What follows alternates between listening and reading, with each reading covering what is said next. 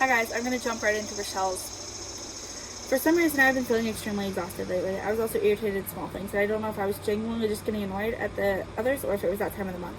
That would be awful, considering the situation. I wondered how Zoe had been handling hers. I believe she'd been in this awkward position for at least one cycle, or she was lucky and had hers beforehand.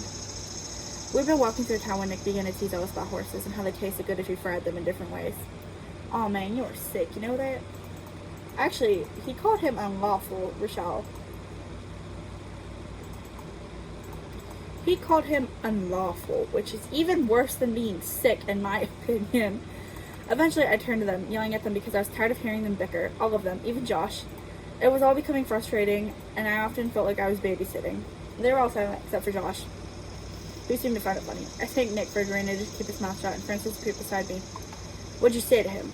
None of your business, I replied, walking away so I could catch up with the others.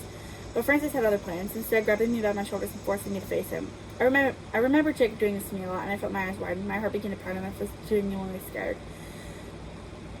Can't speak. Before I could even react, Nick had torn Francis off of me, and I was left staring at the air where his face had been. Louis was next to me, asking me if I was okay, and I nodded. I was just shaken up.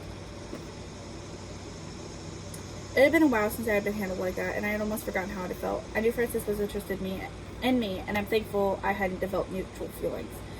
Nick was on Francis, landing blow after blow. He's calling Francis a woman abuser and saying how he was showing Francis what it was like to be on the receiving end. Francis was yelling that this was the second time he had been attacked, and Nick spat back that he deserved it.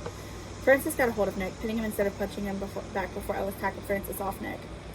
I never knew Ellis had the urges to fight like that, or the power, but he was threatening. I guess it came from how he was raised. Ellis probably would be like that too, had Mom not wanted him to grow up to be such a gentleman.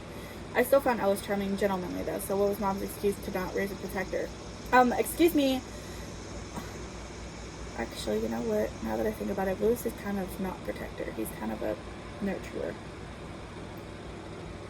Louis is very ladylike. But that's not a bad thing. Like, Louis is still a good person. Once I regained my senses, I stopped Nick from going over to pound Francis' skull, and so I got a hold of Ellis and Coach grabbed Francis. We wrapped our arms around their torsos, and Nick and Francis were still kicking, trying to get to each other. Francis says that he'd shoot Nick if there were more people around, which was kind of confusing. I thought the less witnesses, the better. Maybe I was wrong. Go ahead, Nick yelled back, clearly angry. I was struggling to hold him. You're the deadbeat who doesn't even know his own kids. Francis snorts. Please, Nick. You're the idiot whose wife aborted his child. Don't talk to me like you're special. At least I have kids. Nick went still, and I felt his blood run cold. My heart sank, and I felt like it was deep in my stomach. What if I was pregnant and he thought I'd do that too? I wouldn't. I don't believe in abortions unless it's for the mother's health, but I didn't know Nick didn't trust because of that. Obviously, there were other reasons, but I'm sure that damaged him. Everyone was silent until Francis and Louis got into it for a minute, and I changed my hold from restraining to embracing. I knew he felt it, but I wanted to cry for him. He didn't deserve that. I could only imagine his excitement once he found out, only to have it taken away because someone wanted to hurt him. I said a very quiet, I love you, Nick, and I know he heard me. Over the course of our journey, we had learned that Nick heard just about everything. He could mumble something and he'd pick up on it. Nothing was a secret with him. A good skill for a father. The thought made my heart race. I wanted him to be the father of my kids. I love him, and he loved me, and he deserved to have a loving family. Coach asks if the boys were good to be released once Josh had apologized to Nick. Nick forgave him, but he had replied so fast it was scary. As soon as I removed my arms from around Nick, he was in front of Francis, plunging his knife into Francis' side. He pulled it out, growling, "Don't assault me like that," before walking away. I watched him walk while Coach put a tourniquet on Francis. We made a very slow progress, and Coach said someone should catch up to Nick so he didn't get too far. I didn't want to. I was scared he'd say no, and he'd never want to be around me or the group again. I guess I would understand, but I wouldn't get my chance to show him I'm not like his ex-wife. Oh, I like doing that to your face. You like it too, obviously. Ears? What ears? What ears? We stopped in a house to let Francis have another bandage change, and I found Nick sitting in front of the porch. It's not... He's sitting on the front porch. His pistol was in his lap, and bullets lay on the table beside him. Nick, my voice breaks, and I kneel down and look at him. Nick, please say something. I don't like being here like this. Our eyes met, and my heart felt like it stopped. I didn't know what to say. Nick, my voice cracks again. I'm sorry. I promise I won't hurt you like that. I'm not like that. Please come back to us. Nick was silent, and tears were coming to my eyes. I lowered my voice so only he could hear. Nick, I'm sorry for what happened in the past, but I swear to you I won't do that to you. I've been thinking a lot lately about that night. I should have had my period by now. I take a shaky breath. I think I might be pregnant, and I'm keeping it. But I have to warn you. My voice cracks again, even though I was being quiet. Maybe it was the fact that I was crying. I've miscarried at least 3 times in the past. Twice in the recent past. I try so hard, but my body rejects them time after time. He stared in my eyes, and I saw him smile a little. I trust you. Kelly lied. She said she miscarried, but you're ugly crying, so you must be telling the truth. I laughed, shaking my head. God, I should hate you. I kissed him before adding, come with us. Fine, just because I want you. He kissed me again, and I almost cried again. I hoped I hadn't actually ugly cried. I know Ellis had listened in on some of our conversation, maybe even all of it. I wrapped my arms around him and he held me close, as if he would never pull away. Finally he did, and he smiled down at me. I love you, baby. My eyes were still full of tears. I said, I love you too, Nicholas.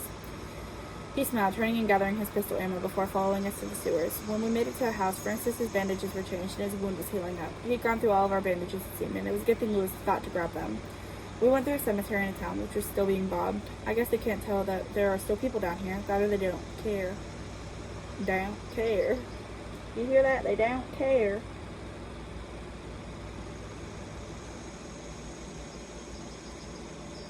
Oh, I was going to say, weren't we on the bridge? And then I realized this is a different point of view. We made it to a bridge that needed to be raised, and I could tell Zoe was hesitant. It was because of the survivor they had lost, and I put a hand on her shoulder. I promised her things would be okay, and she asked for us all to look out for ourselves, only focusing on one another when the time is right. We called through the walkie-talkie and up the bridge was going. My stomach felt like it was reorganizing my organs from a baby or fear. I couldn't be sure. My heart was also pounding, and I felt as if I could feel it in every part of my body. My ears were pounding, my eyes felt dry. I wasn't ready, but I wanted this to be over. So I took a deep breath, sprinting alongside the others as they ran across the bridge. We shot at the horde of zombies that had been together on the bridge, trying to weave through the cars that had been parked haphazardly. Nick and Ellis were watching out for each other, and I was looking out for anyone who needed it at any time. At one point, Josh slips off the bridge, and he screams for help. I made it over to him, and he looked up with pleading eyes.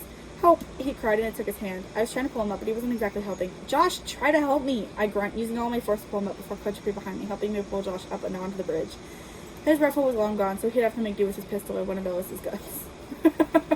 Because Ellis is a walking arsenal right now. Zoe was too far ahead for comfort, and she began to fall back as we caught up to her to fight off the horde. I had never seen this many zombies crowded in one place at once, not in video games or shows, never. We saw a cargo flying off the bridge, and Ellis muttered an uh-oh. It's that stupid tractor, not Amazon. Something large and muscular came stopping towards us, and we opened fire. Built like the large zombie with fortuitous tank, but much taller. We were going through rounds of ammo.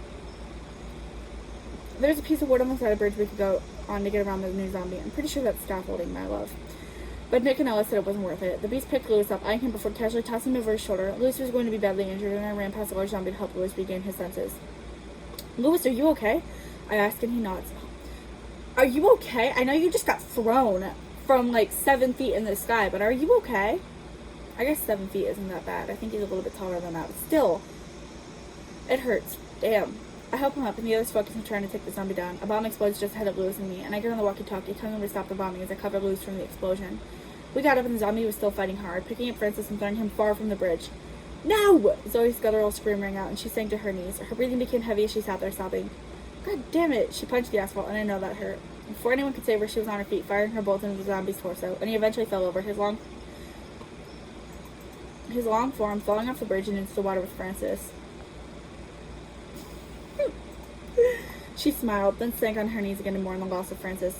We were so close, she whispered, more to herself than anyone. You were all I had left, Dad. I wanted to run over and console her, but now wasn't time. Ellis picked her up, carrying her piggyback style as we ran to the plane that was waiting for us. I had watched one of our friends, though he was an asshole, be thrown off a bridge, meaning his death years too soon. I kind of hoped he'd made it, but there's no way he could prepare for landing falling like that, not on that ice cold in the height he was thrown from. Ice cold water, I think I should say.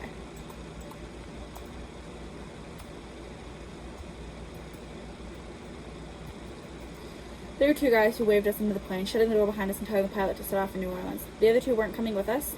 I saw Coach doing a quiet head count, and Zoe was ugly crying next to Ellis. I sat next to her, and Ellis and I took turns holding her and letting her cry.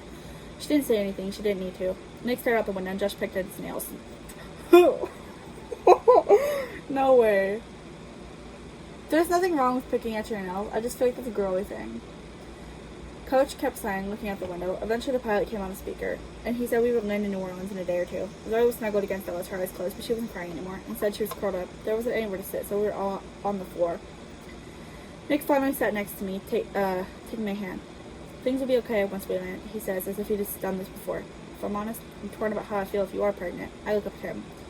Like, I want you to be so we can have a family together, but then I don't want you to be so we don't have to explain things and so the baby can have some privacy. I smile. Things will be okay no matter what. I kiss his cheek and he leans down, holding me tight. I'll see you guys next time with next point of view.